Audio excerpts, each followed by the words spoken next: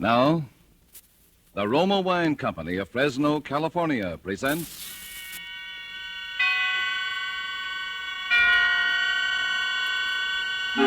Suspense.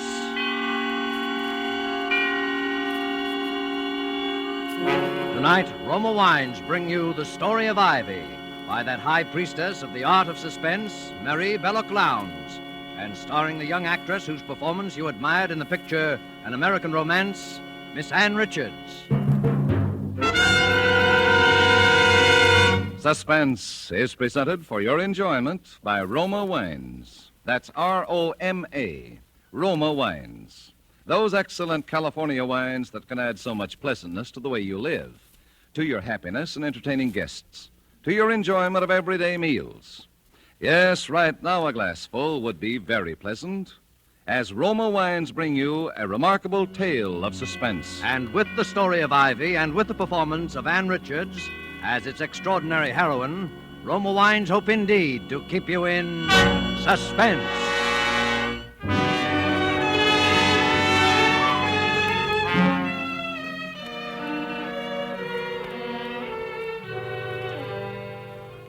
The Story of Ivy. Ivy Lexton's own story as told to Victoria Matthews, an exclusive feature of the Morning Herald.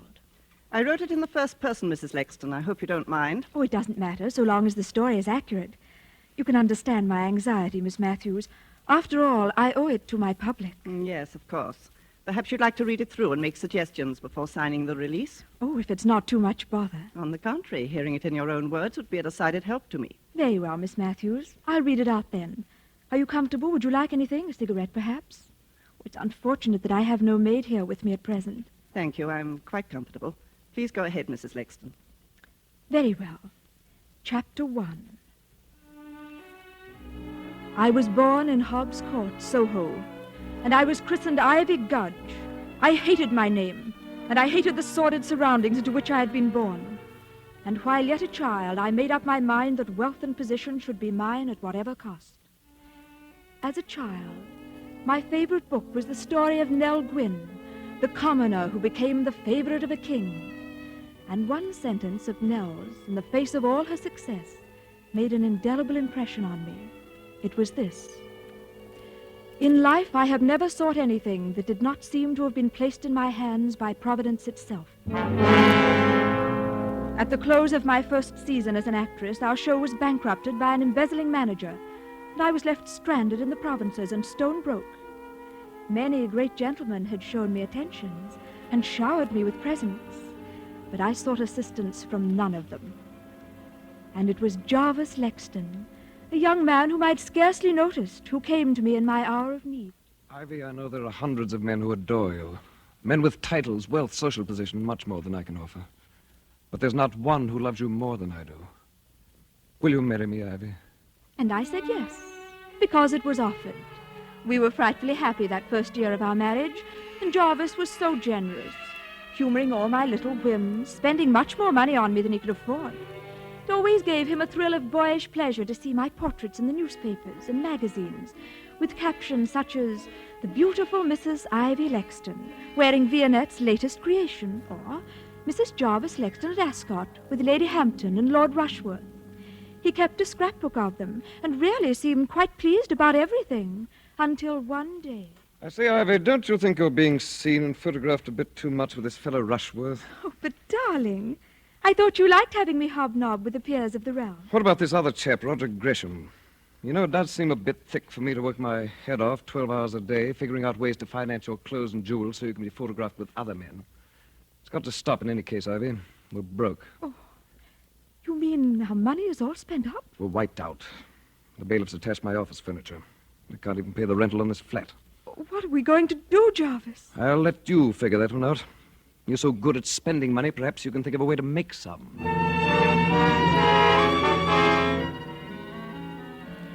So you see, Jarvis really made the suggestion to me himself. I don't know what we'd have done during the next few months if it hadn't been for the generosity of Roger Gresham and Lord Rushworth. Roger was only a young doctor starting out in practice and couldn't help a great deal, of course, though he was even fonder of me than Miles Rushworth, now that I look back on it. It was in July that things took such a distressing turn. I'd been out to dinner with Roger Gresham, and I asked him up to the flat afterwards to say hello to Jarvis and cheer him up. Poor Jarvis hadn't been feeling well lately. Well, Ivy, this is a fine hour to come home to your loving husband. Where have you been? Out, darling. Aren't you going to say hello to Roger? I suppose I should thank him for keeping my wife amused. I say, old fellow. Roger has just been telling me the most fascinating things. He was called as an expert, you know, for the Crown and the Bronson case. I asked him to come up and tell you about it, darling, since you're such a detective fan. Well, that's nice of you, Roger. Do tell me all about the Bronson case. Well, there was nothing so interesting about the murder itself. It was just a simple case of arsenic poisoning. You don't say. As a medical man, what interested me about it was what a doctor ought to do in a case where he suspects a patient's being secretly poisoned. What would you do, Roger? Well, it's hard to say. If you called in the police and your suspicions turned out to be unfounded, it would just about finish your career. I suppose that's why so many poisoners get away with it. Well, I guess I'd better be getting along. Drop in again sometime, Roger. And bring your own arsenic. Jarvis! Well, cheerio. Ivy, see you later.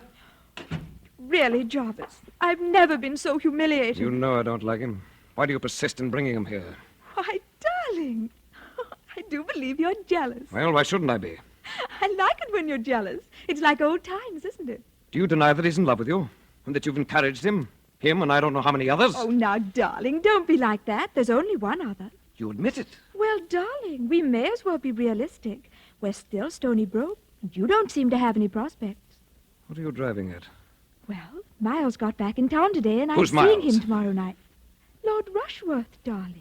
Oh, that titled idiot. That titled idiot has been paying the rent on this flat for the past 6 months, if you want to know the truth. Why, you little... Well, now, darling, can I help it if Miles Rushworth is awfully, awfully fond of me?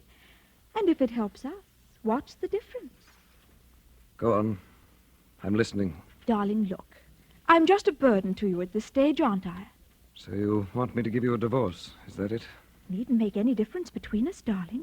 As soon as I'm Lady Rushworth, I'll settle a nice allowance on you. Are you serious? Of course I'm serious, darling. Well, I don't play your rotten, filthy game. Jarvis! You married me for richer or poorer, and you're going to stick to your bargain. And if you try to divorce me, I'll make such a scandal your precious Lord Rushworth will wish he'd never met you. In fact, I've a notion to do it anyway. Oh, Jarvis, you wouldn't. That would spoil everything. You're frightened, aren't you? Well, I'll give you your choice.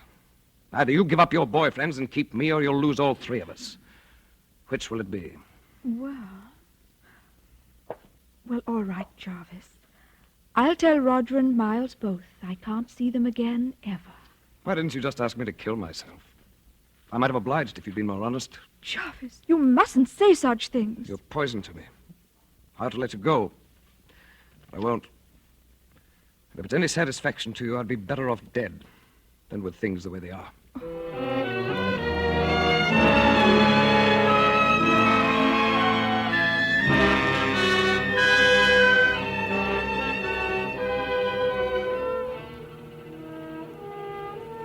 So you see, Miles, I simply can't go on seeing you. It isn't fair to Jarvis. Is he being fair to you? You don't understand. I'm all he has left now. You're so good, so innocent. Can't you see he's just holding on to you out of spite? Has he done one thing? Has he even tried to get a job so that he can support you? I married him for richer or poorer, until death do us part. Then I pray death be merciful to us both, Ivy. Oh, you mustn't say such things. It's wicked. I'm sorry, my dear. Ivy, I wanted to give you this little remembrance. I had hoped to give it you under happier circumstances, but please accept it now as a farewell present. Oh, Lord Rushworth, you shouldn't have. It's only a little thing, the little handbag you admired so much. We saw it in Cartier's window. Oh, Remember? the one with the emerald clasp. Oh, you shouldn't have. Oh, it must have cost a fortune. Look in the mirror. The emerald matches your eyes. You will accept it, won't you? Oh, Miles, I'll carry it with me always.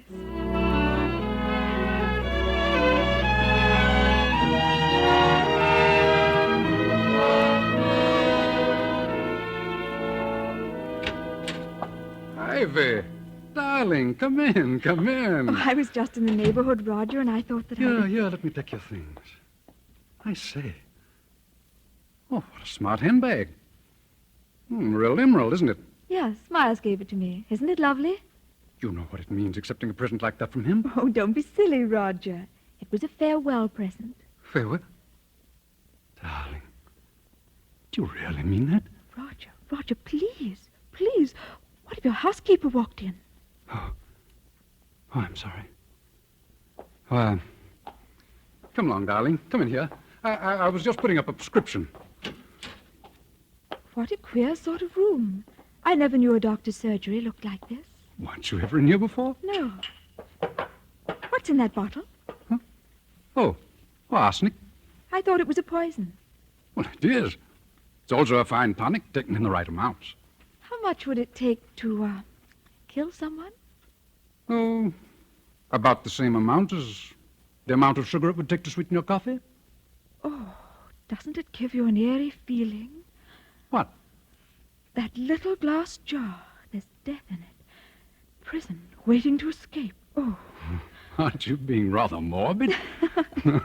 Will you have 1 or 2 spoonfuls of death in your coffee, darling? I say, you are a little Borgia, darling.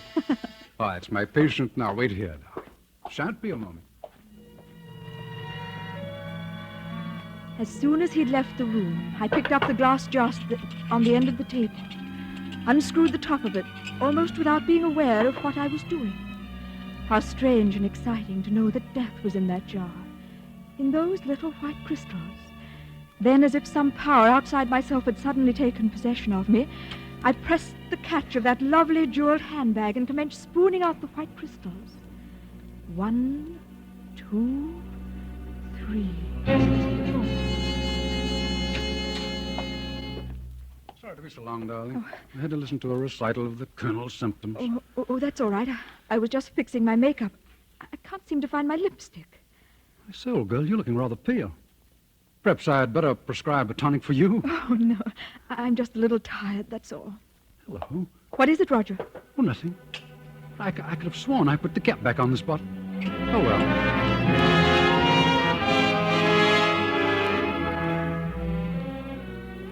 On the bus, all the way back to Kensington, I kept wondering why I had done that funny thing. It seemed as if everyone was staring at me and at the little handbag with the emerald clasp. In a momentary surge of panic, I wondered if they'd guessed my secret. The little white crystals of death I had carried away with me. For what? For whom? Then of a sudden it came to me. Providence had placed in my hands the means of helping my poor, unhappy husband.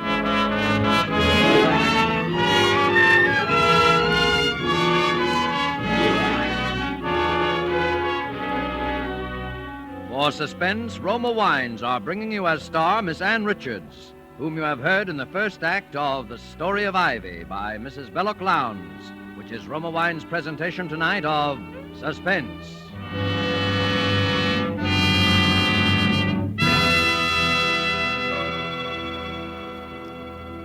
Between the acts of Suspense, this is Truman Bradley for Roma Wines. Gracious hostess, Elsa Maxwell makes this timely suggestion. During the warm weather, I'd suggest you try America's smartest, coolest drink, refreshing Roma wine and soda. So simple, and yet so charming. When the temperature soars, enjoy iced, thirst-quenching Roma wine and soda. Simply half-fill tall glasses with good Roma California Burgundy or Roma California Sauterne. Add ice cubes and sparkling water. A little sugar if you wish. And for a decorative touch, garnish with cherries and slices of fruit. The secret of the flavorful goodness of Roma wine and soda is the distinguished Roma wine, unvaryingly good, always high in quality of bouquet, brilliance, and taste. The result of selected grapes, slowly brought to perfection in California's choicest vineyards, carefully, unhurriedly, guided to flavor fullness by the ancient skill of Roma's famed wineries. Yet all this goodness is yours for only pennies a glass. Remember, because of uniformly fine quality at reasonable cost, more Americans enjoy Roma than any other wine. R-O-M-A, Roma Wines. And now Roma Wines bring back to our Hollywood soundstage Ann Richards, who continues the story of Ivy, a play well calculated to keep you in suspense.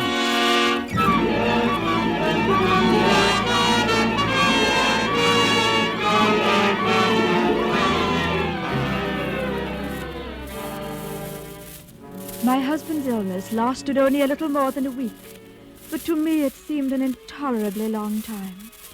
Thanks to the generosity of Lord Rushworth, I was able to have a nurse in to look after him. But I couldn't help wishing there was something more I could do for him. I'd used up nearly all of the poison I'd carried away that night from Roger's dispensary. But instead of the merciful death I had hoped it would bring, it seemed only to cause poor Jarvis to suffer more pain. There were only a few grains of the white crystals left in the bottom of the little handbag with the emerald clasp, and I hadn't the heart to go on with it.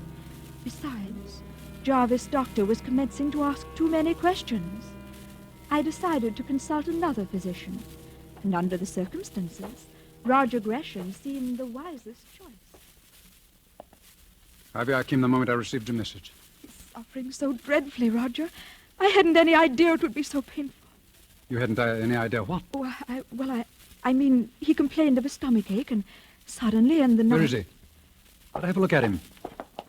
In here. This is Dr. Gresham, nurse. How do you do, Doctor? Jarvis, I've asked Roger to look at you. You don't mind, do you, dear? Get him out of here. I've been poisoned. He's the one who poisoned me. Get him out of here. Poor boy. He's been that distracted, he has. I'll just prescribe a little sedative for him, nurse. I'll go and order up some tea, Roger. You will stay, won't you? Oh, yes, thanks. Oh, Mrs. Lexton, I was just looking for you. Dr. Berwick is waiting in the drawing room with another gentleman, Mum. I'll see what they want. Order up some tea, will you, dear? Well, there you are, Mrs. Lexton. This is Inspector Orpington. Inspector? Of Scotland Yard, ma'am. Oh.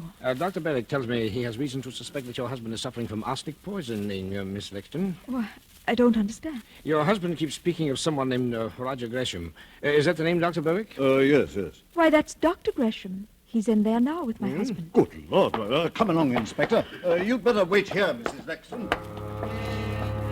Never until that moment had I realized how foolish my actions had been. Surely now they would suspect poor Roger. If there had only been someone to confide in. I felt so alone. I'll have your license for this, Gresham. Do you hear me? But look here, Berwick. Mrs. Lexton never told me there was another doctor on the case. Oh, is that true, Mrs. Lexton? Why, yes. Dr. Gresham is an old friend of mine, and I saw no harm in his looking in. Well, nevertheless, I shan't sign the death certificate, not till there's a post-mortem. Death certificate? I'm sorry, Mrs. Lexton. It's our painful duty to inform you that your husband has just passed away. Oh, poor Jarvis.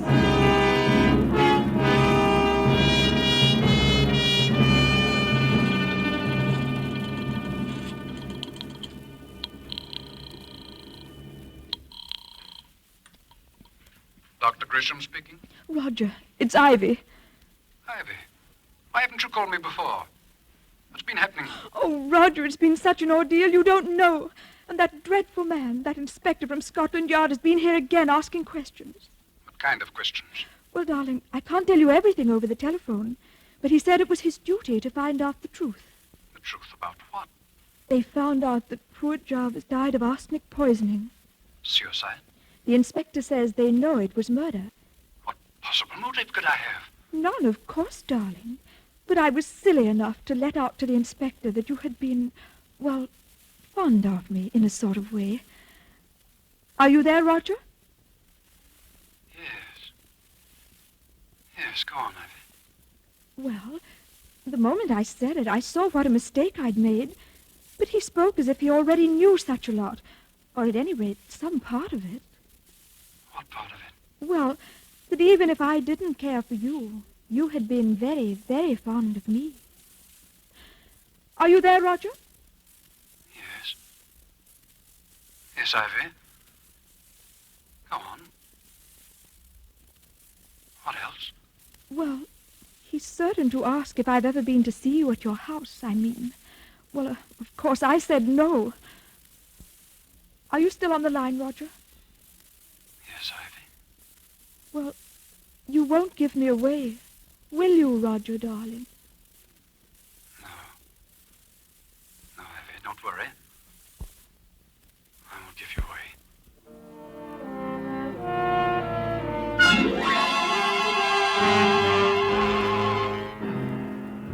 Roger Gresham.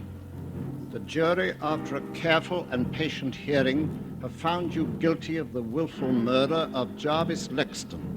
The sentence of the court upon you is that you be taken from here to a lawful place of execution, and that you be there hanged by the neck until you be dead.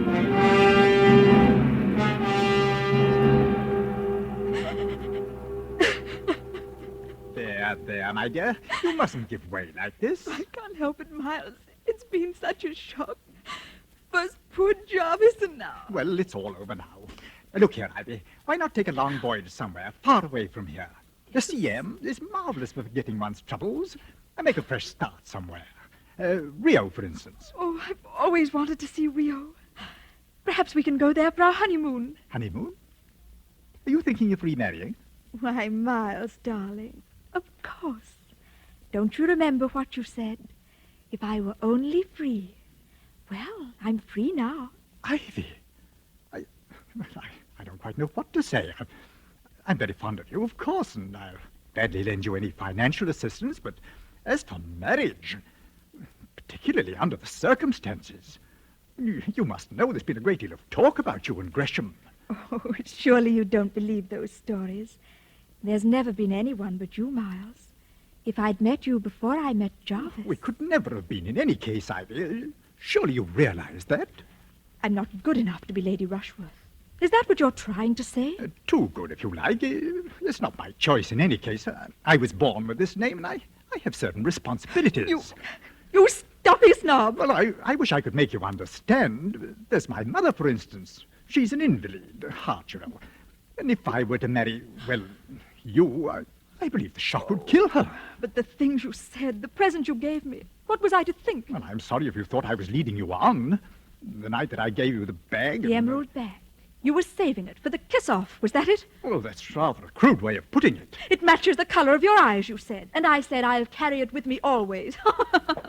Funny, isn't it? Oh, Ivy, please, the servants. Don't you, Ivy, please me. I want them to hear. Perhaps the whole world will hear one day that Ivy Lexton poisoned her husband for Lord Rushworth. Ivy, what are you saying? 2 lives weren't too much for Ivy to sacrifice, and the risk of her own life meant nothing. She wasn't good enough for the Lord. You, dear, sweet little Ivy Lexton. Why, I can't believe it. Well, let me tell you something you can believe. I never loved you. I loved your money and the title. I wanted to be a lady. Oh, what a joke. Well, I'm not sorry. I've always hated your kind deep down inside of me. Cowards. Cowards, all of you. Anything to save face, anything. Roger Gresham going to the gallows because he's too much of a gentleman to tell the truth.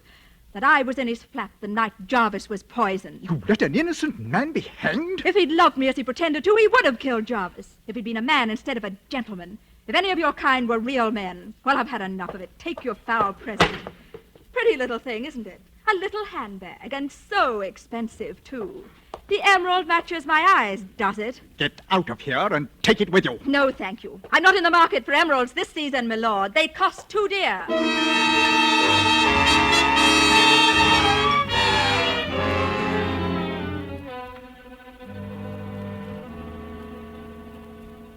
We've analysed the residue in that handbag, Inspector. Oh, good, good. What did you find? Well, quite a lot of face powder, some tobacco crumbs, and about 3 grains of chemically pure arsenic. Leave it here.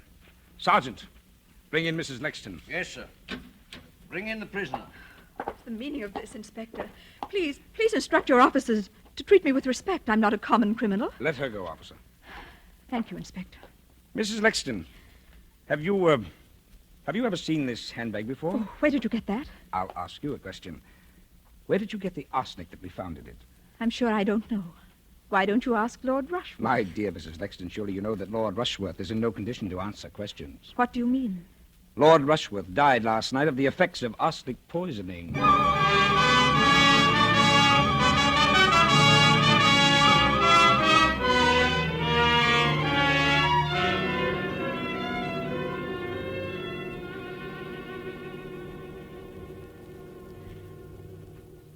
And so my story draws to a close.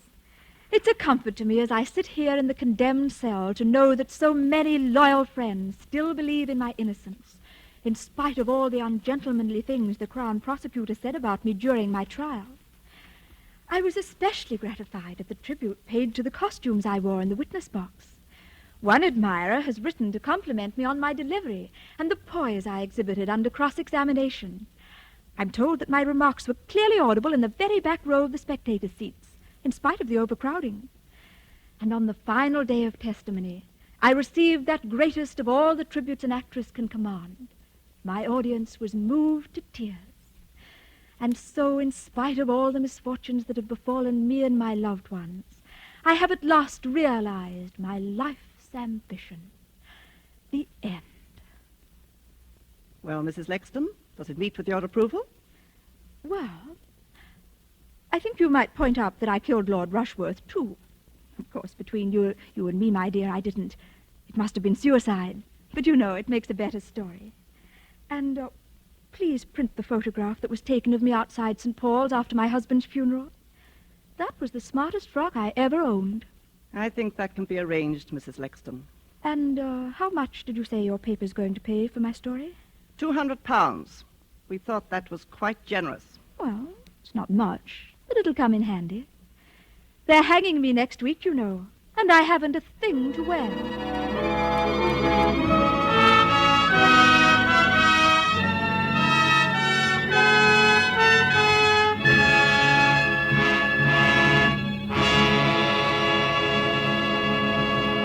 And so closes the story of Ivy, in which Roma Wines have brought you Ann Richards as star of tonight's study in Suspense.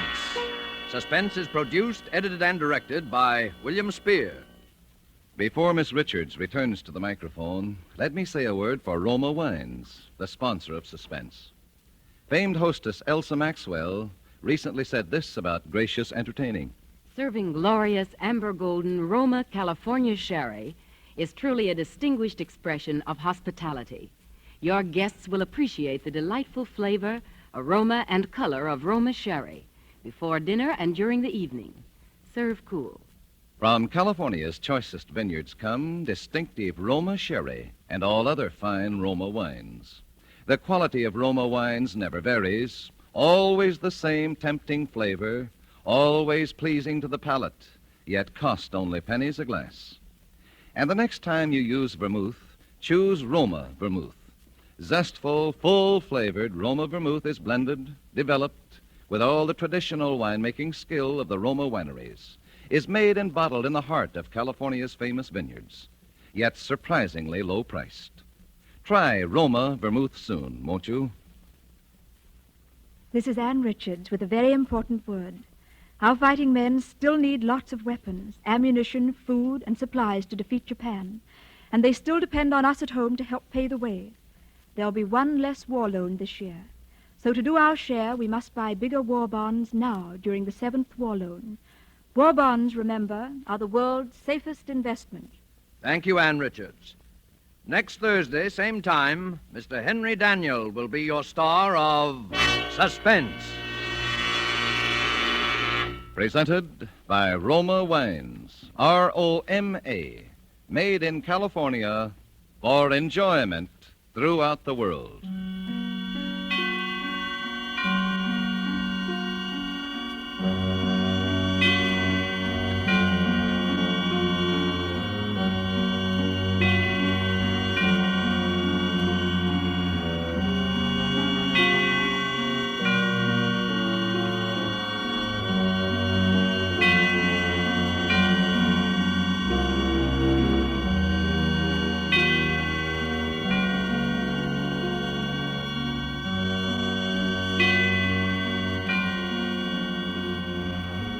This is CBS, the Columbia Broadcasting System.